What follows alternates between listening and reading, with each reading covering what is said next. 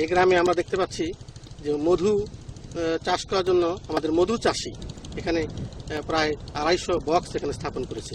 এরকম শুধু এখানে নয়, আরও এরকম এই তারাশে বিভিন্ন জায়গায় এইভাবে বিভিন্ন স্থানে 150, 200, 250 বক্স তারা স্থাপন করেছে। এই বক্স স্থাপন করার মাধ্যমে আমরা কৃষি সম্প্রসারণ অধিদপ্তর যে কাজটি করছি সেটি হচ্ছে যে আমাদের একদিকে যেমন ফলন বৃদ্ধি পাচ্ছে এই সরিষা আবাদের ক্ষেত্রে, এখানে আমরা বলে থাকি যে এরকম 15% থেকে 20% ফলন বৃদ্ধি পায়। বাস্তবে কিন্তু তাই হয় এবং আমরা গত বছর দেখেছি ওই যেখানে বক্স স্থাপন করেছে সেখানে এরকম ফলন বৃদ্ধি পেয়েছে এবং চাষিরা এটা স্বীকার করেছে। পাশাপাশি এখানে বেশ কিছু চাষি এখানে সরাসরি মৌ চাষের সাথে সম্পৃক্ত হয়।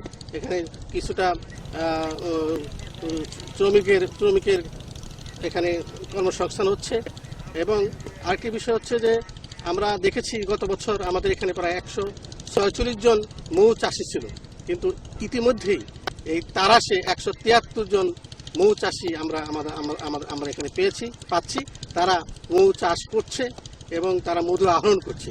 গত বছর আমাদের মৌ আহরণ হয়েছিল 195 মেট্রিক টন, আর ইতিমধ্যে এবছর আমরা প্রায় 160 মেট্রিক টন আমরা ইতিমধ্যে মধু পেয়েছি। আশা করছি যে আরও এবার 200 মেট্রিক টনের উপরে ছাড়িয়ে যাবে। এবং সরিষার আবাদের ক্ষেত্রে আমরা একটা উল্লেখযোগ্য পরিমাণ বৃদ্ধি পেয়েছে, এটাও আমরা দেখেছি। মৌ চাষিদের কারণে আমাদের এখানকার কৃষকরা তারা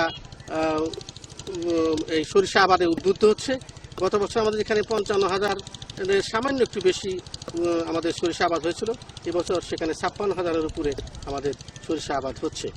এখানে একটি বিষয় লক্ষণীয় যে আমরা যদি এখানে এই মধুভিত্তিক শিল্প স্থাপন করতে পারি তাহলে আগামী দিনে এই মধুর ক্ষেত্রে একটা বিপ্লব আনা সম্ভব হয় বলে আমরা বিশ্বাস করি। চলনবিল এলাকায় আমরা এই বিষয়ে এই মধু প্রক্রিয়াজাতকরণ এবং মধু চাষে যেন চাষি আরও উদ্বুদ্ধ হয়, এভাবে আমরা কাজ করে যাচ্ছি। আগামী দিনে মধু একটি শিল্প হিসেবে গড়ে উঠুক, এভাবে আমরা কাজ করে যাচ্ছি। আমাদের চাষিরা এইভাবে আমাদেরকে সহায়তা করছে এবং আমরাও চাষিদেরকে সহায়তা করছি।